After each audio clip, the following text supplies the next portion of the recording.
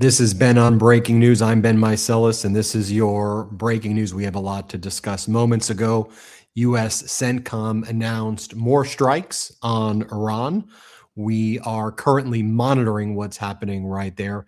These strikes, again, appear to be significant in scope, mostly targeting the coastal areas in Iran.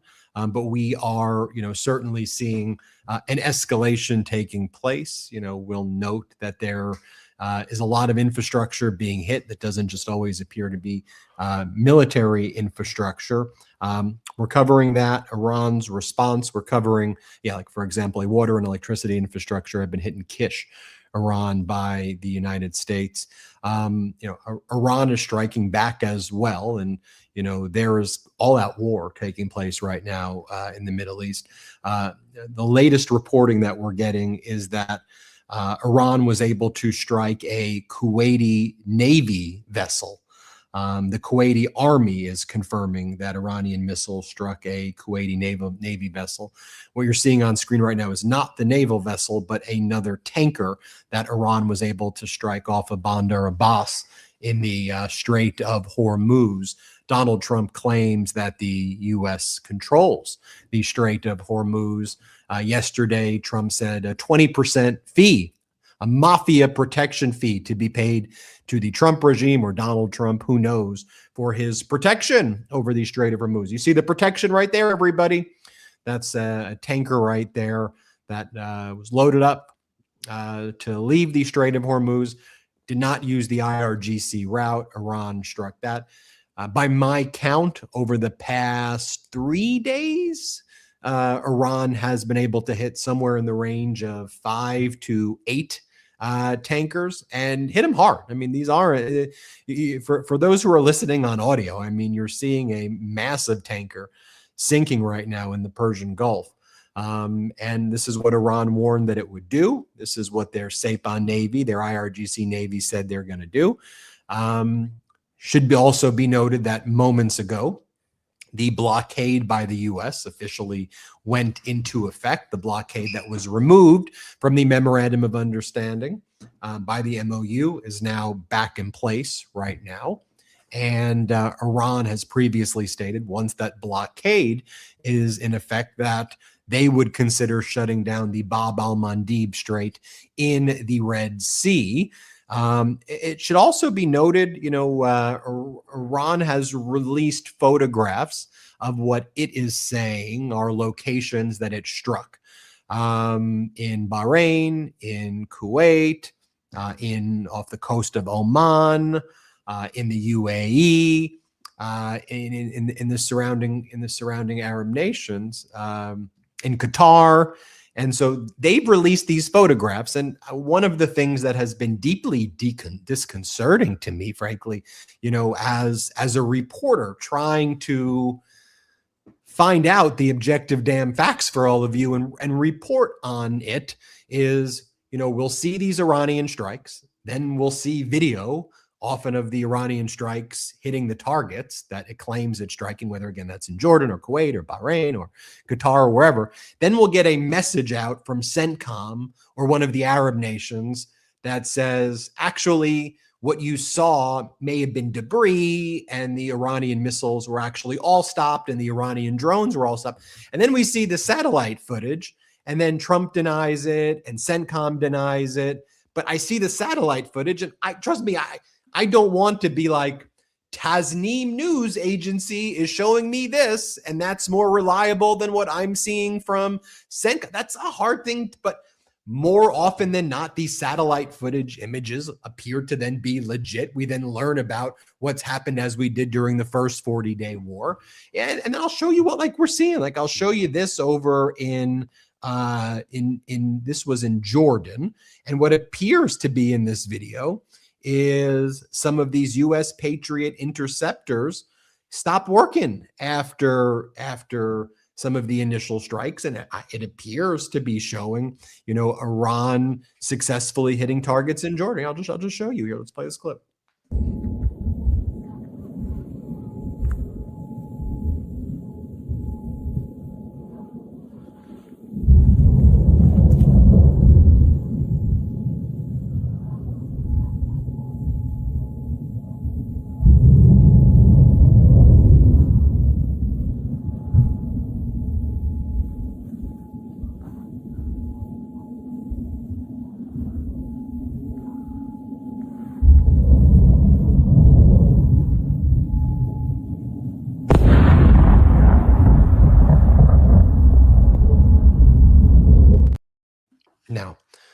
you take a look at the markets today, and I take a look at them to see what's going on. I mean, how we have the most unstable geopolitical environment imaginable, with the strikes taking place in the Middle East and the full-fledged war there, a full-fledged war taking place right now with Russia's invasion of Ukraine. There's been massive strikes on Odessa and Kyiv today, and Ukraine's been striking back, hitting these Russian vessels and striking deep within Russia and hitting refineries there. You would think, okay, well, what's going on with the market? Well, there was a cooler than expected inflation reading today because of the memorandum of understanding, which caused the markets to rise because inflation dropped. That's a good thing. We want inflation to drop. When there's a good inflation report, when you report objectively, you say good. That's a good thing. But that can mean relief, except we've just escalated the war again. And now gas prices are going back up to $4. And if you look at our strategic reserves, they're being depleted. And if you look at the price of crude, it's now past $80.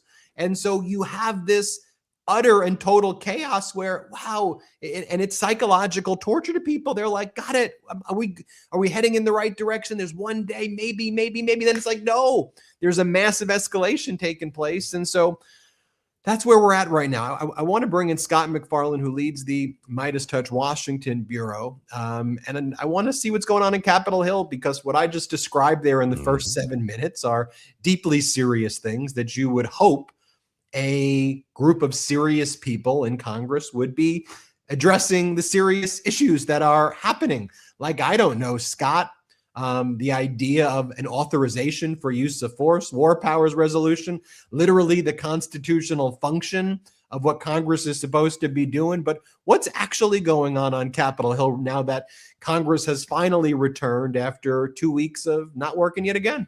Oh, it's like pin the tail on the donkey. They're wearing the blindfolds and they've been spun around several times and have no idea what direction they're walking in. Two big things, Ben.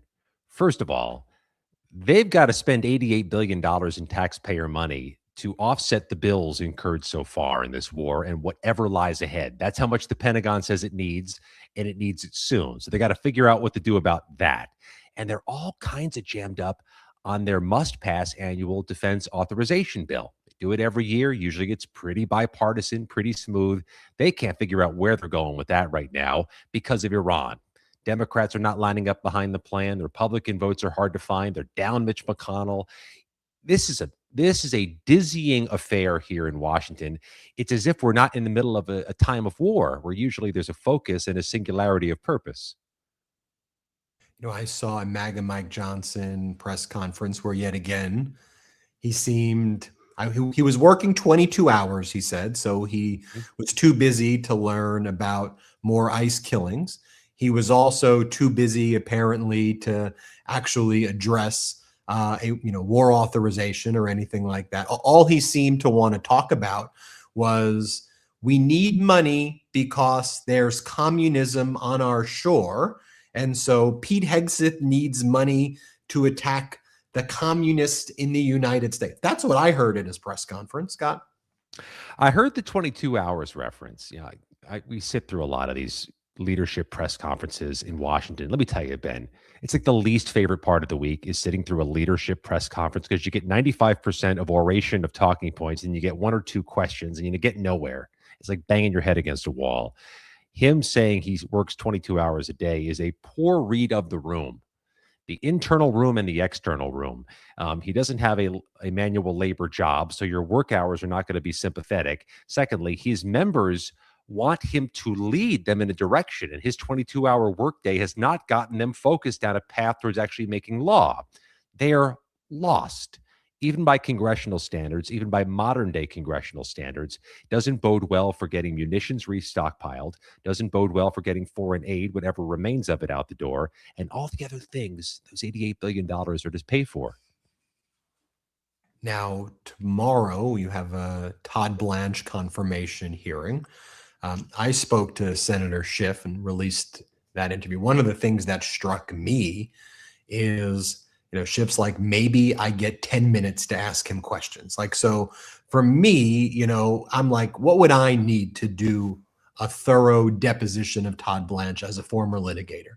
I said probably 2 to 3 days of 6 hours each day in a deposition to address conflicts of interest, to address the January 6th slush fund, to address the Epstein files. 10 minutes, even by itself, sounds utterly absurd. But what else are you hearing about this hearing? I can confirm, according to my latest reporting, each senator gets one turn and only one turn. And yes, there'll be a 10-minute timer that will buzz when they're done and they'll be cut off. It's already going to be a prolonged affair. There's all kinds of opening speeches that eat up time and inform us not whatsoever. So they're going to be strict about the 10-minute timing. 12 Republicans, 10 Democrats, I should say 11 Republicans, sadly now without Lindsey Graham's seat being filled, and 10 Democrats, and they get just one crack at this. 10 minutes. Maybe that even sounds longer than it is. It takes you longer to make a grilled cheese or take a decent cat nap than 10 minutes affords you. And Todd Blanche has shown himself to be uniquely effective, Ben, especially in May during his most recent questioning, at filling gaps, filling time, kind of an informal filibuster. He can take a simple question and make lots of a meal out of it. There was this moment in May, Chris Van Hollen asked Todd Blanche at an appropriations committee hearing whether he'd met with the Epstein survivors. Have you met with them? He turned that answer of no into 2 minutes of talking. That was just burning through Van Hollen's time. And Van Hollen tried to continue to reclaim his time, and Blanche would interject then, making it all disjointed. And even in the best of circumstances, Ben, a congressional hearing is the last place you want to go, like the last place to hear coherent, logical questions and answers. It's not a courtroom. It's not a deposition. This one's going to be a free-for-all. And then you have, it seems that the Trump regime's top priority is, I guess, lying about the reflecting pool. I saw the reflecting pool. I mean, it's like with everything that's going on right now, I bring it up not because, and I know this is why you cover it, not because we want to talk about reflecting pools. It's because it is showing where priorities are versus where the American people want their priorities to be. And then it also, to me, and I'll get your take, for me, it also shows if you're going to lie and say that there is a 300-yard gash, 3 football fields in length in this reflecting pool, and that's what vandals did, then you will literally lie about anything. And you do.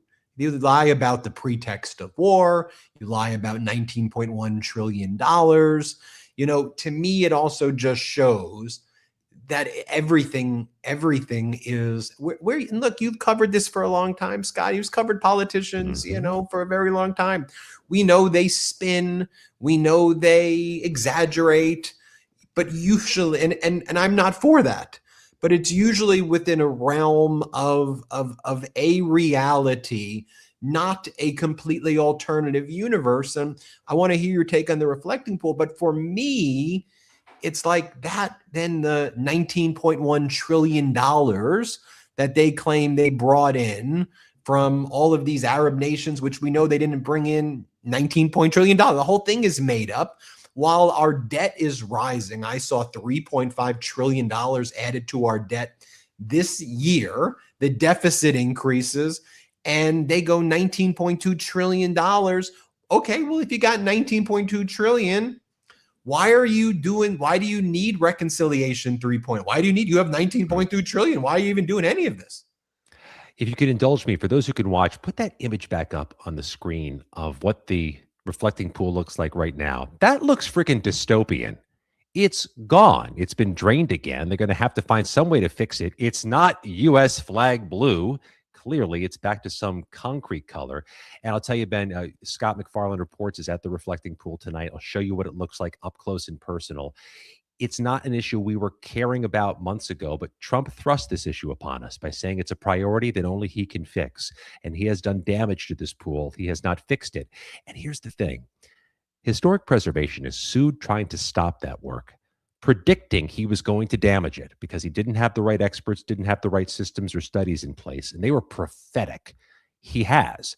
They've got to fix it again, but the plaintiffs are suing again, trying to get the work to stop, saying he's using the same contractor, the same system, and he still hasn't brought scientists and experts in to make sure further damage isn't done. But it's all metaphorical, isn't it, Ben? It's representative of something Trump has put his fingerprints on declaratively that has gotten worse under his watch. Watch out for a couple other vanity projects that are larger in scope and size than even the reflecting pool. The monumental arch is going to overshadow the Lincoln Memorial and Arlington National Cemetery. It's going to block out the sun of those two places if and when it's built. And in September, I'm told, the Trump sycophantic administrators are going to greenlight that project. And there's the matter of the White House ballroom. It looks like a bomb went off next to the White House. It looks awful, and there's no guarantee that thing's going to be any improved from the prior version. All of this costs taxpayer money, and all of this is now being infiltrated by Trump lies. A 300-foot vandal's gash underwater?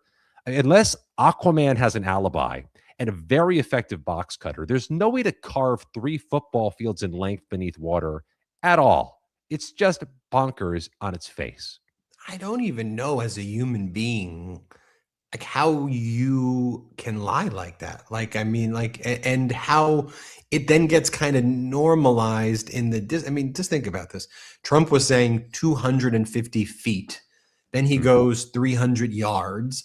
Then 19.1 trillion, this and that. In a little bit, I'm going to bring on Justin Wolfers, who just joined the MeidasTouch network, because I want to get some of this economic data. You know, you're bringing me inside how Trump's manipulations are, you know, impacting the, you know, what's going on in DC and Capitol Hill. Justin's going to talk about, you know, the inflation report, what we're seeing, you know, over there. But before we go, Scott, I want to remind everybody to subscribe to Scott McFarland Reports, your YouTube channel. It's had meteoric growth since you joined the MeidasTouch network. Scott, anything you want to say before you head out to our subscribers? And again, everybody, make sure you subscribe to Scott McFarland Reports on YouTube. Search that in the YouTube search. Scott, before we go, anything else you want to say?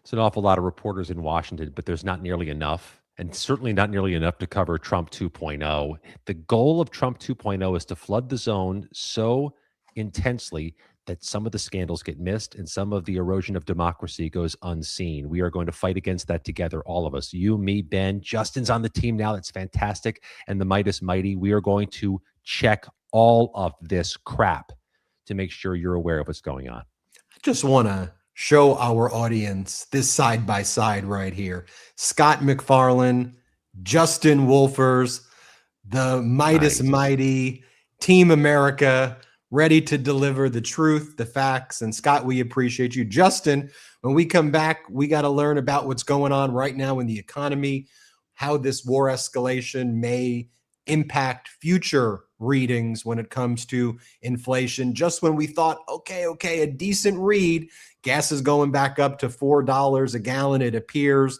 And, you know, we'll get into that. Scott, thank you. Justin, we're going to take a quick break. MeidasTouch Network 2.0. There it goes. We'll be right back after this first quick break. Look, if you're in this community, you're paying attention. You know what's happening. And a lot of what's happening, it's directly affecting your Medicare. Plans are being discontinued. Premiums are going up. And the broker you might have talked to probably pushing Medicare Advantage plans, even if they aren't right for you. That's why I want you to know about Chapter. They're the only advisors who compare every Medicare plan in the country. Thousands of people from this community have already used them. One viewer, Kevin in Florida, is saving $2,100 a year. Another, Steven, finally has a plan that covers his dialysis. And for the Meidas Mighty, a call with Chapter is free and takes just 20 minutes. So if you're on the right plan, they'll tell you. And if not, they'll help you find a plan that fits your needs. I want you to know that we've gotten such incredible feedback from the Meidas Mighty about Chapter. Frankly, it is overwhelming, the positivity that is out there for Chapter. And so I'm so glad to be affiliated with it. I'm so glad you're all having great experiences. So call 82 Medicare today to speak with Chapter. That is 82 Medicare, and feel confident in your Medicare coverage. One thing I love about summer is how easy everything feels. The days are a little more relaxed, and I find myself reaching for the same comfortable go-anywhere pieces again and again. That's why I keep coming back to Quince. They focus on well-made essentials that naturally become those everyday staples you actually live in all season long. Quince's 100% European linen pants and shirts are breathable, easy to throw on, and the summer upgrade your rotation needs, starting at just $34. Their tees are soft enough to live in all day, and the lightweight cotton sweaters are exactly what you want when summer nights cool down. Everything at Quince is priced 50 to 80% less than similar brands. They work directly with ethical factories and cut out the middlemen, so you're paying for exceptional quality and not the brand markup. The Quince linen shirt has been my go-to all summer, and I know you're going to love it too. And it's not just clothing. Quince has become trusted favorite for everything from home to travel to everyday essentials. Make your summer wardrobe easier. Go to quince.com/Midas for free shipping on your order and 365-day returns. Now available in Canada too. That's Quince, QUINCE.com/Midas for free shipping and 365-day returns. Quince.com/Midas. If you're anything like me, a lot of the information you take in every day doesn't come from sitting down and reading a report. It comes from conversations, interviews, meetings, phone calls, and discussions with people who know something you don't. The problem is those conversations move fast and it's easy to forget an important detail later. That's exactly why I've been using Plod. Plod creates these AI-powered wearable devices that help capture, organize, and recall information from real-world conversations and moments. So whether it's an interview, a meeting, a phone call, or just a voice memo, it captures the details while you stay focused on the conversation. Afterward, everything is searchable, organized, and easy to reference. It supports transcription in 112 languages, is trusted by more than 2 million users worldwide, and is built with enterprise-grade privacy and compliance standards. I have the Plod NotePin S here. It's a small wearable device that follows me throughout the day, so whether I'm preparing for the show, discussing breaking news, or organizing thoughts between recordings, it lets me capture important details without constantly reaching for my phone.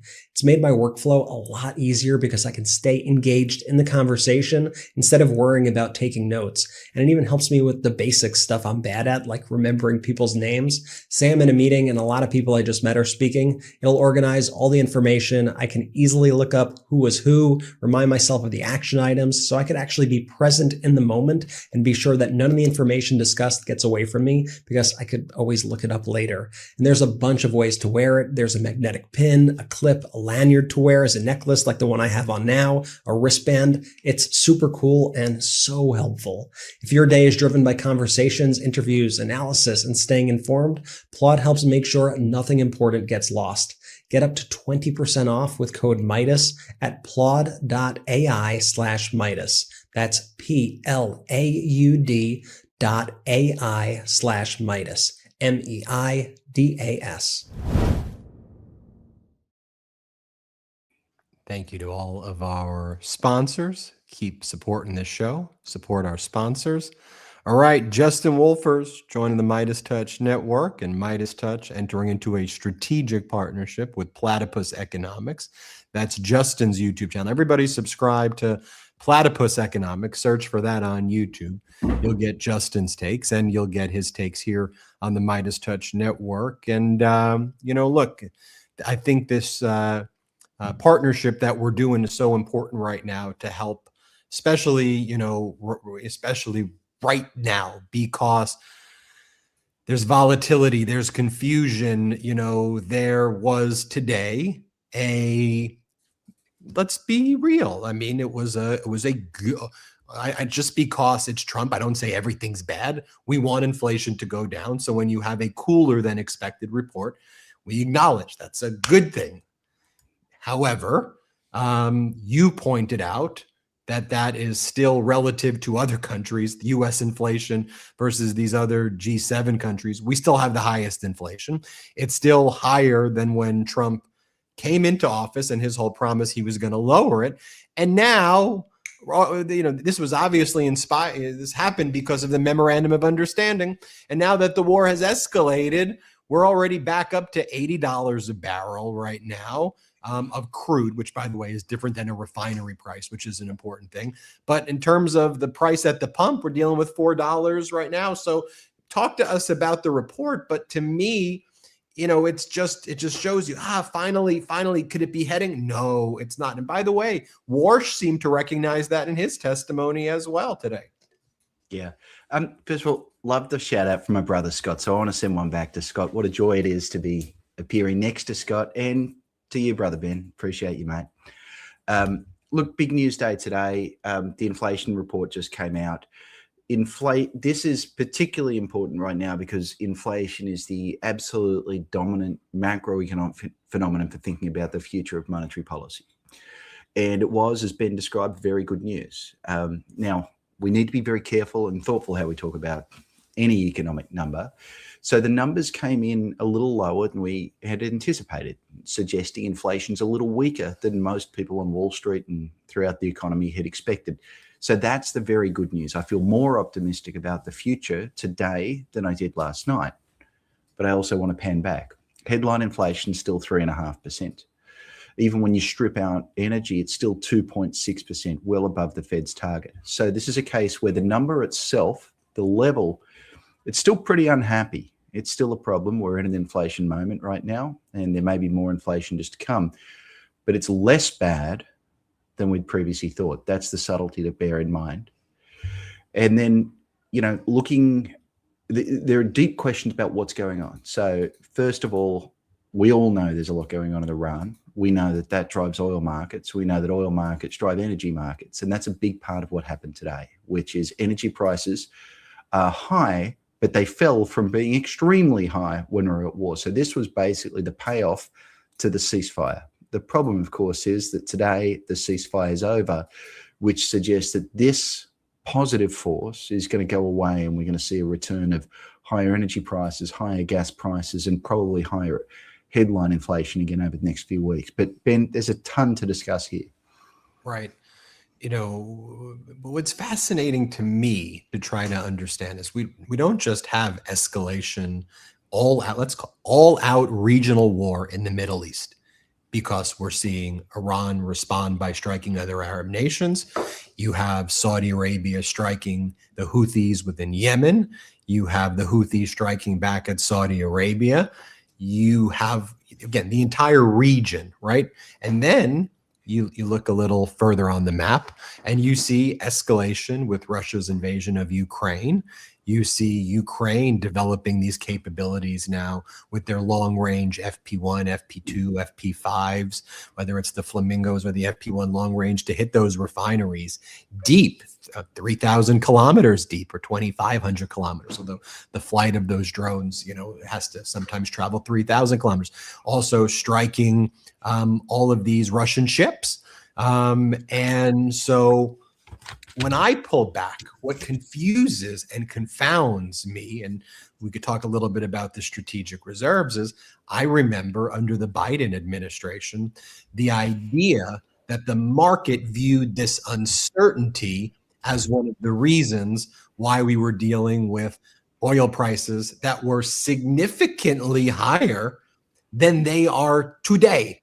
And I'm talking maybe when Russia first invades Ukraine, I get it. But by 2023, the Strait of Hormuz is open. You've got all of that.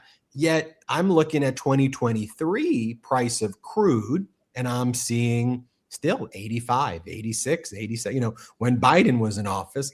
And now, I look at it and I go, how is it even?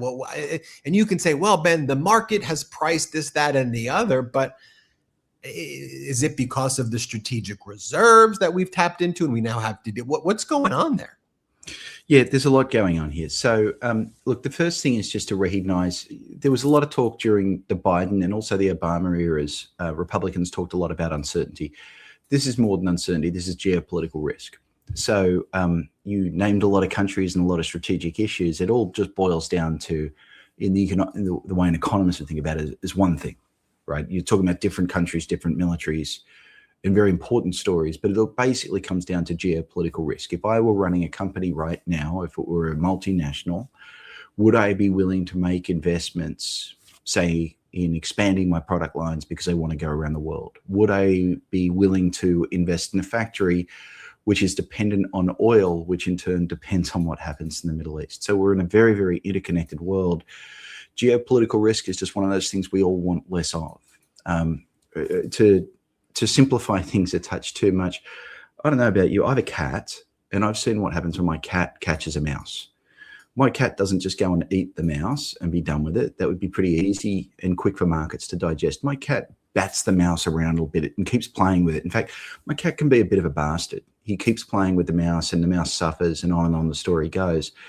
And what I worry about is, in this story, Donald Trump is the cat and Iran or the Middle East or American interests over there are the mouse. And what we had was, we began a war with no strategic objectives, no understanding of the Strait of Hormuz, very poorly defined, a failure to bring the allies along.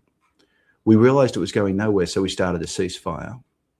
The ceasefire then, we're now actually just going back to what we did before, which is re-entering an armed conflict with no strategic goals that are well articulated, no allies, and no plan.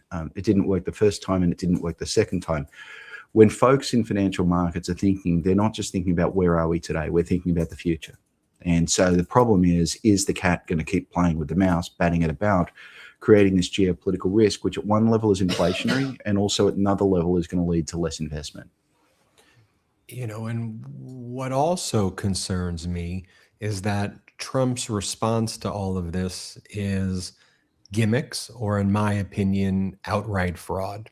The gimmick: gas prices going up, I'm opening up Freedom Center gas stations with opaque ownership in Pennsylvania, and I'm going to declare $3.47 a gallon. And it's like, what is this? There's 150,000 gas stations across the country. You're pointing to 25, and that's trying to extrapolate something when that's not an economically significant data point, or basically pointing to, a Walmart sale, right? As though it's like a Cyber Monday sale or whatever it is. Like, Walmart is doing a sale, and the Trump regime points to that as, aha, look, we're talking 15%, 20% off of beef. And they're trying to act like that's an economic policy. And to me, that's trying to throw people off, Justin, from the work that you and economists do, because you're trying to give data sets and numbers and explain it in ways that may be slightly complicated and uncomfortable and all of these things. He's then throwing this thing, and he's doing it deliberately. My view is to kind of undermine the work of it, because you just throw out a lot of numbers and be like, blah, blah, blah, what are we even talking about? And then more broadly, he then throws out something like 19.2 trillion, a number so unfathomably large that you talk about the cat, chasing the mouse. We're talking about right here, someone trying to follow, a laser pen going all around. It's like, okay, I'm done. I'm just going to go and, watch a Netflix movie. Okay. And I don't know who's telling me whatever, but I don't know. I'm going to, and I think that's the reaction that they're going for. What do you make of it all? First of all, you took my analogy with the cat and you improved it with the laser pointer. They jump, they pounce, they're little bastards about it, and they're having too much fun. And I think that is what's going on. Look, it's a funny way of saying this, but partly this is a challenge to your audience as well, which is what you just described is the foundation of why I started Platypus Economics and why you and I are working together. We all have different theories about what bedevils the world right now. But one of my core beliefs is we'd all be a little better off if we all understood a little bit of economics. And part of that is a reaction to the current moment where truth has become optional. And so I want folks to understand what the truth is, to be able to think through it for themselves. That's exactly the energy. I don't have the charisma energy, mate. I've got big nerd energy. But that's the energy I want to bring to Meidas, which is, let's focus relentlessly on giving folks at home the tools to be able to see through the bullshit. Let's give a couple of examples here, right?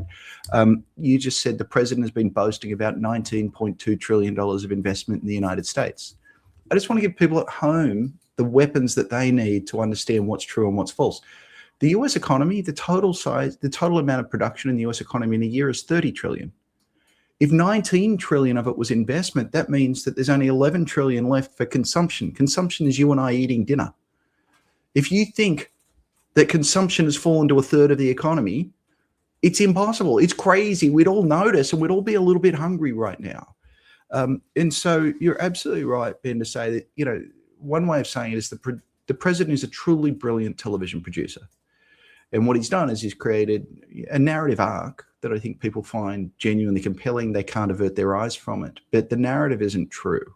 And so what I'm going to keep doing relentlessly, and I love the fact that you're in this with me, brother, is bring it back to understanding the very basic truths. You know, one of the ways we establish credibility is by always telling the truth. Today was a really good day for the White House.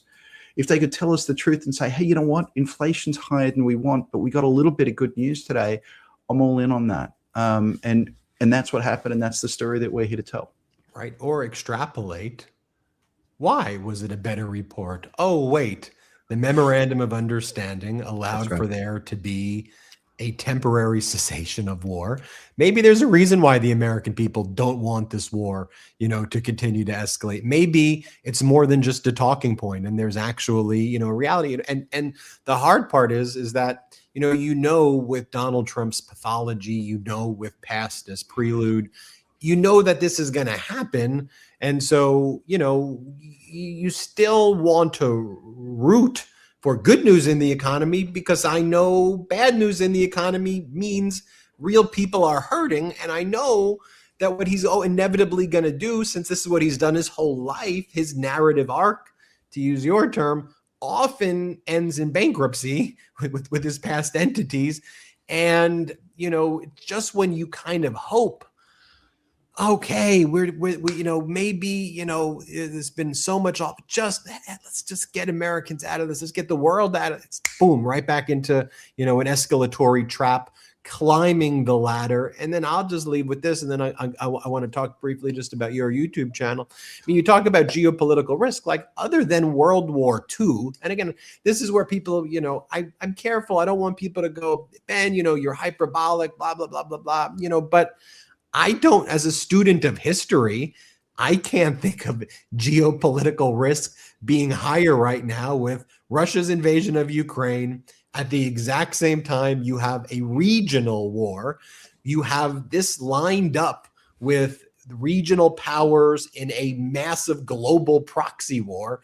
You have a main oil hub shut down. You've got Trump threatening Cuba, and you know, and so I don't know. I don't want my point of reference to seem there he goes again, but I just need to call out what I see. So before we go, though, I want to remind everybody to subscribe to Platypus Economics on YouTube. It's going to great to have you on here to give your economic takes, and you and I will do some videos on topics. You'll do some videos, you know, on the YouTube channel here. Everybody subscribe to Justin's channel, Platypus Economics. Justin, anything you want to say before we go? Mate, I just think that we shouldn't lose sight of the fact that what's happening in Iran, it's a personal story, it's a moral story, it's an ethical story, it's a geopolitical story. You asked a question, you said, is it true that geopolitical risk is that high? You have a feeling that it is. It turns out the Fed actually has an indicator. It has an index that measures this, and it says that geopolitical risk right now is at a very, very high level. So beyond all of the other good reasons to be worried and concerned, and right on top of this Iran issue, there's one more, which is that it does affect the pocketbook. It's going to be one of the dominant themes affecting the US economy. And every time the president escalates, the clearest pattern is every time he escalates this war, American markets fall, American confidence falls, and there's a general sense that this is probably going to be a negative for the economy moving forward. Justin Wolfers, great to have you aboard. It was great to see you and Scott side by side, and thank you so much, Justin, everybody. We'll take our last quick break of the show. And just a reminder, everybody, too, did you see the video I did this morning where I showcased Allison Gill and Katie Fang and how the work that they've done in the MeidasTouch network to bring transparency to the Epstein Transparency Act, right? Allison identifying a training video, right? A training video that showed how they identify Trump in the Epstein transparency and the Trump in the Epstein files. And then you have Katie Fang seeking a order to enforce a judge's prior order that the Trump regime needs to turn over Epstein files. So I want to highlight the great work of Allison and Katie Fang, and I showcased that this morning as well. So Meidas is growing. Meidas is having an impact, and we'll keep on just keep on chopping wood every day. When we come back, a lot to report. U.S. airstrikes in Bandar Abbas, U.S. strikes in Keshem right now, airstrikes in Kandahar in Iran right now, massive strikes there. Iran is responding. I mean, this war is escalating, quicker than ever right now. And we'll talk more about that when we come back from this last break. Thanks, everybody. Last break of the show. We'll be right back. I never thought a pillowcase could make much of a difference in my life, but after trying Blissey, I totally get the hype. Blissey's pillowcases are made from the highest quality silk, 22 Mami 6A grade, 100% pure mulberry silk. Unlike cotton or even satin, silk is naturally cooling, breathable, and much gentler on your skin and hair. I noticed less bedhead, less frizz, and fewer sleep creases pretty quickly. What I also love is that it's dermatologist tested and recommended, hypoallergenic, and fully machine washable. Plus, Blissey has over 100 colors and designs, including new Wicked and Harry Potter collections, so there's something for everyone. It's no surprise they've sold over 3 million pillowcases and have been featured in Vogue, Oprah Daily, and Good Morning America. They also make matching sleep masks, bonnets, and crease-preventing scrunchies, which make great gifts, by the way. Personally, after sleeping on my Blissey pillowcases, my hair looks smoother in the morning, and I wake up with fewer sleep marks on my face. It's one of those small upgrades that actually makes a noticeable difference. And because you're a listener of the MeidasTouch podcast, Blissey is offering 60 nights risk-free, plus an additional 30% off when you shop at blissey.com/Meidas. That's BLISSY.com/Meidas, MEIDAS, and use code Meidas to get an additional 30% off. Your skin and hair will thank you. If you're anything like me, it's really easy to lose track of where your money's actually going every month. Between recurring subscriptions, everyday spending, and trying to stay on top of bills, it adds up fast. That's why I've been using Rocket Money. It gives you one place to see your checking, savings, loans, and investments, so you actually have a clear picture of your finances. It also tracks your subscriptions and lets you cancel the ones you don't want with just a few taps, helping users save over $880 million in canceled subscriptions. You can also set budgets, create savings goals, and get alerts for big purchases or upcoming bills, so there are fewer surprises. Rocket Money is a personal finance app that helps find and cancel unwanted subscriptions, monitors your spending, and helps lower your bills so you can grow your savings. Let Rocket Money help you reach your financial goals faster. Join at rocketmoney.com/MeidasTouch. That's rocketmoney.com/MeidasTouch. rocketmoney.com/MeidasTouch. MEIDASTOUCH. Welcome back to Ben on Breaking News. We had Scott McFarland. We had Justin Wolfers. This morning we did a video with Katie Fang and Allison Gill, really showcasing the full repertoire here at the MeidasTouch Network, which I don't just believe is the future of news. I believe it is the present of news. And again, remember to subscribe to Scott McFarland's YouTube channel, Justin Wolfer's YouTube channel, Katie Fang's YouTube channel, Allison Gill's YouTube channel, and her podcast, Daily Beans. Let's get into what else happened today. As I mentioned before the break, CENTCOM announced it was resuming strikes on Iran. Iran has responded, apparently striking a Kuwaiti Navy vessel. Also, Iran has been able to strike nearby Arab nations in Kuwait and Bahrain and United Arab Emirates and Qatar and a small area in Oman where the U.S. has some military facilities there. Jordan have been able to hit. And, and these are strikes that are, these Iranian strikes are getting through. Iran clearly has less munitions than the United States, although the U.S. munitions are depleting the same way the U.S. strategic reserves are depleting. But Iran's launched its largest attack on Bahrain with over 30 missiles targeting U.S. assets there. There's been continuous and heavy explosions reported across Bahrain minutes ago. You also had Iran striking again all these Arab nations nearby. Iran is, I always want to think about everything in life that I do, whether it's the MeidasTouch network, whether it's you name it, as what is the purpose of this all? Like, what is the goal? What is the objective of this? And I think it's important that you highlight Trump's deranged behavior with things as simple, which become as not simple as the reflecting pool or whatever, to extrapolate, these are people who don't strategize, who don't have plans, who don't think through things, and who are malicious. That's a very bad recipe. And so, if you were to extrapolate lessons from the 40 days of the war, I mean, we know there's really never been a ceasefire, but the 40 days of the initial fighting, then MOU, then right now back to war. How, and then if you observed the Ayatollah's funeral in both Iran and Iraq, how your conclusion is, well, if we just bomb the coast a little more, that's going to make Iran tap out.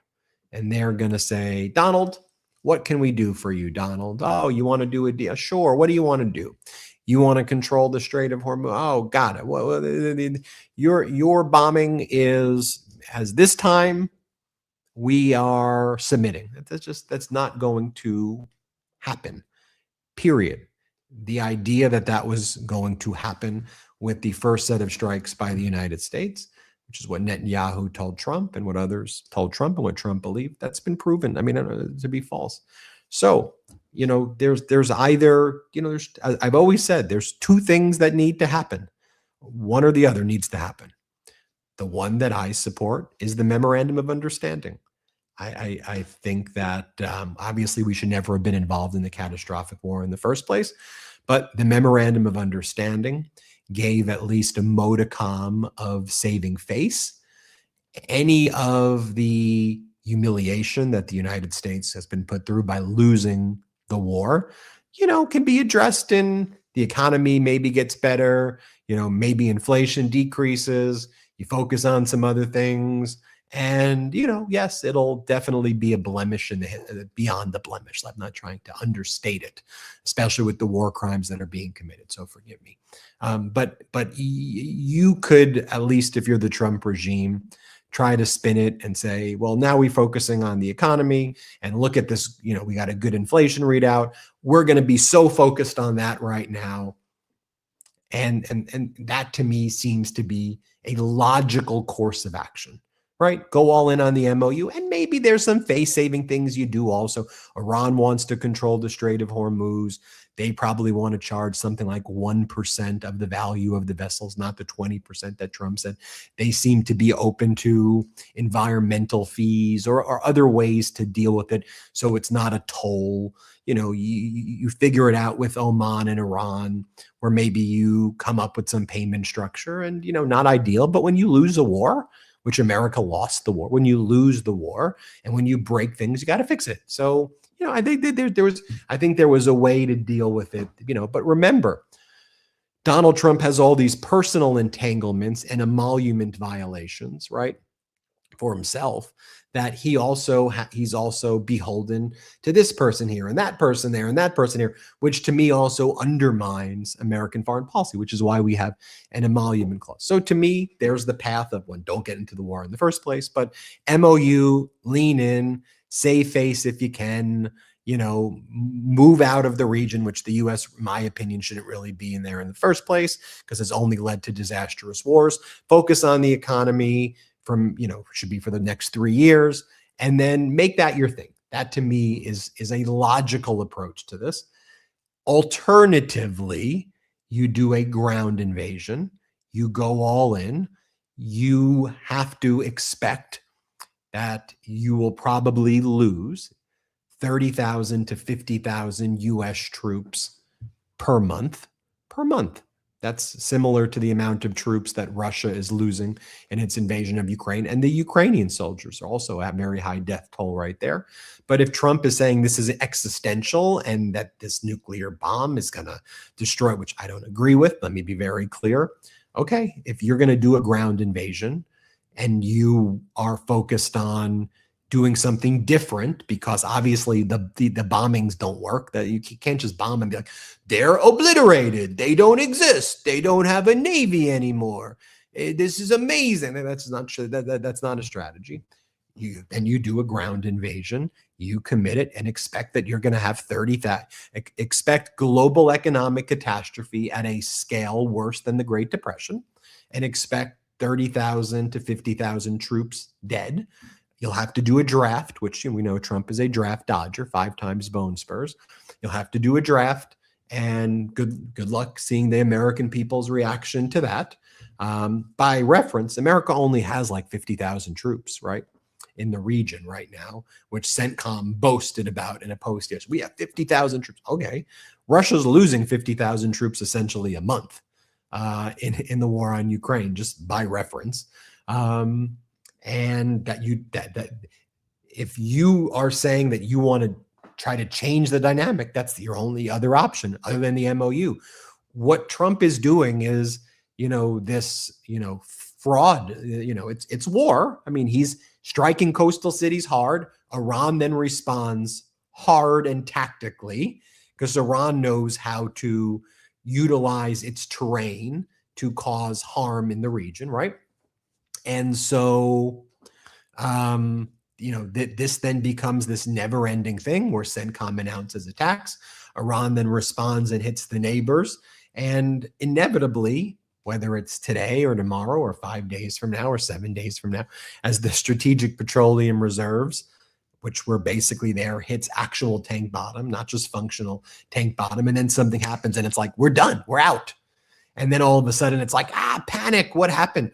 Then you'll see the oil go from $80 a barrel to $120, $130 a barrel, to $150 a barrel, very, very quickly. And then we're scrambling to try to do some deal or something that now probably looks like a worse version of the MOU, which was a worse version of the JCPOA. Like, that's obviously where this heads anyway, anyway. And it's clear where we're going with all of this. And, that's where it's like, I just don't know.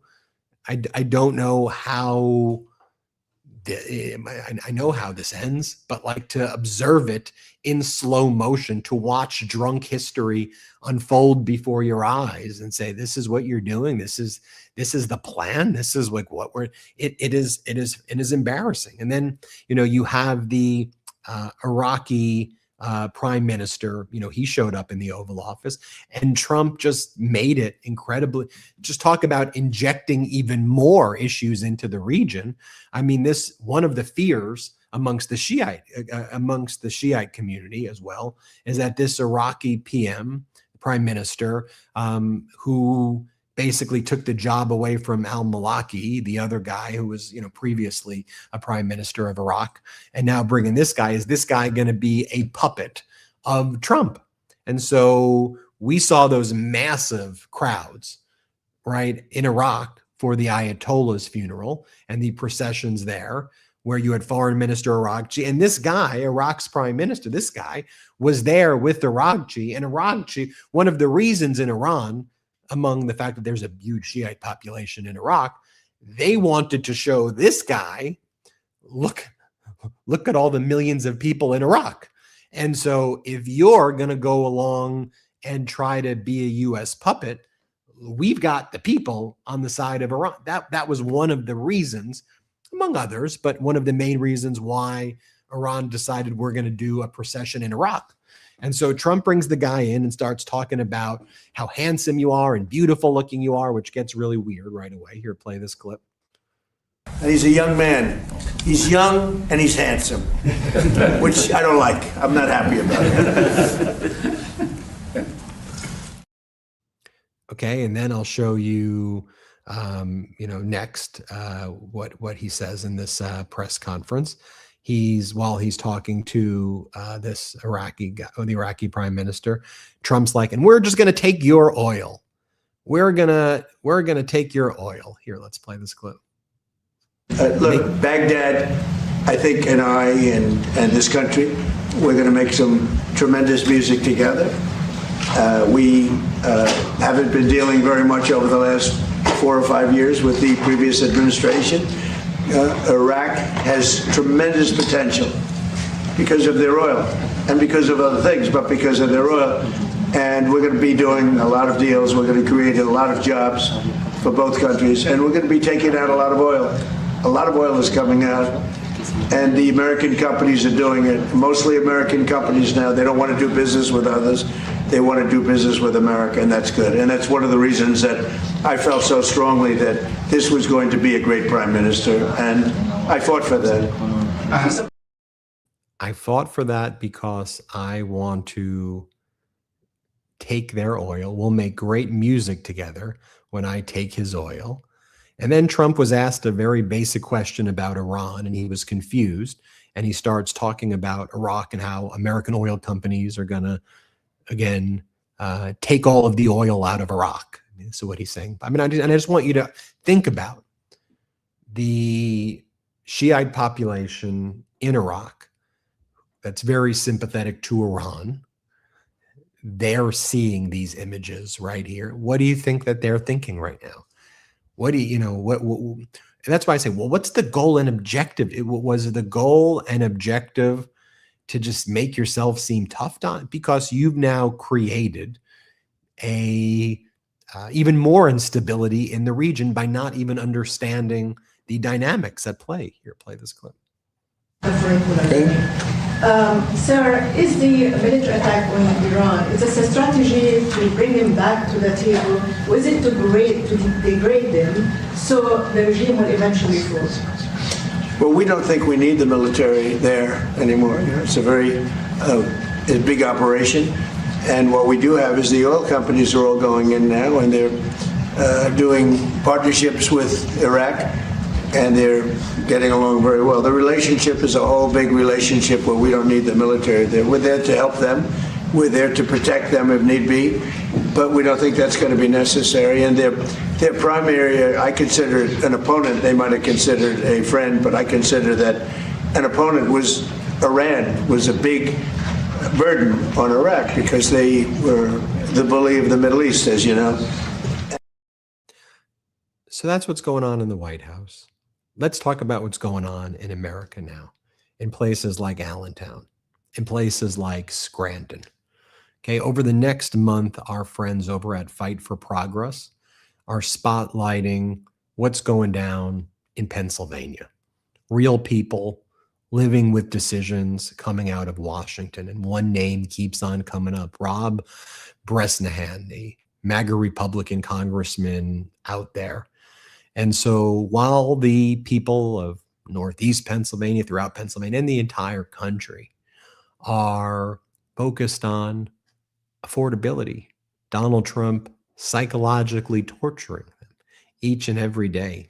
You've got MAGA Republican Congress members like Bresnahan and others who are out there making life more difficult and harder and avoiding their constituents. And so I want everybody to go check out the Fight for Progress YouTube page. So when this is done as well, search Fight for Progress, and I want you to watch the full 8-minute video that they're highlighting the stories of people just like you who are out there, who are experiencing the pain, the psychological torture of the Trump regime, aided, abetted, enabled by MAGA Republican Congress members. So let me share with you this story right here, and you can watch the full version of that story at the Fight for Progress YouTube page. But this to me is, when I think about everything we're talking about on this episode, for me, who I'm fighting for is the people out there. And this story probably feels, if you're in America, like your story. Let's play it. It is really hard to get by. price of groceries, everything is skyrocketed, things because of the tariffs. During the periods of times I didn't have SNAP, I straight up didn't eat anything on my days off because there's no room in the budget to go grocery shopping, especially with grocery prices being what they are. So the fridge is empty. This is what it looks like because my EBT money doesn't hit until tomorrow. This is how I live. If I don't have my EBT card, if I don't have food stamps, this is what my fridge looks like. I absolutely worry about losing the benefits because it's happened before. The president's tax bill could feature the largest Medicaid and SNAP cuts in history. Congressman Rob Bresnahan voted for President Trump's so-called One Big Beautiful Bill. Trump and Bresnahan are doing, from my perspective, everything they can to bring the cost of living up. The tariffs, the taxes, the wars. I think if they had survived one day in, someone's shoes in like my financial standing or someone else's financial standing, they wouldn't be able to. Even more so if you took away the benefits. Go ahead and live my life now. Drop a blue heart if you're from Pennsylvania. Just curious to see how many people watching from Pennsylvania right now. Whether you're from Pennsylvania or not, this is a story that is what's going on in America right now. There was that shot there that really touched me when she opened up the fridge. And in the fridge, there were 3 things, maybe 4 things. And I think about whether it's MAGA Republicans like Bresnahan or any MAGA Republican Congress member, as they're focused on reconciliation 3.0, as they're calling it, it's trying to find ways to label patriotic Americans, people like Anna right there and others, frauds, and saying that they're frauds. So we need to take away their food stamps, and we need to take away. Why? Where's it going to go? Bombing Iran with Netanyahu, bomb them.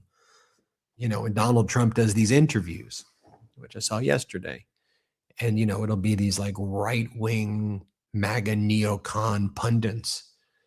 You're gonna kill him? You're gonna kill the fifth and the 6th tier of these leaders? You're gonna kill him? Yeah, I'm gonna kill him.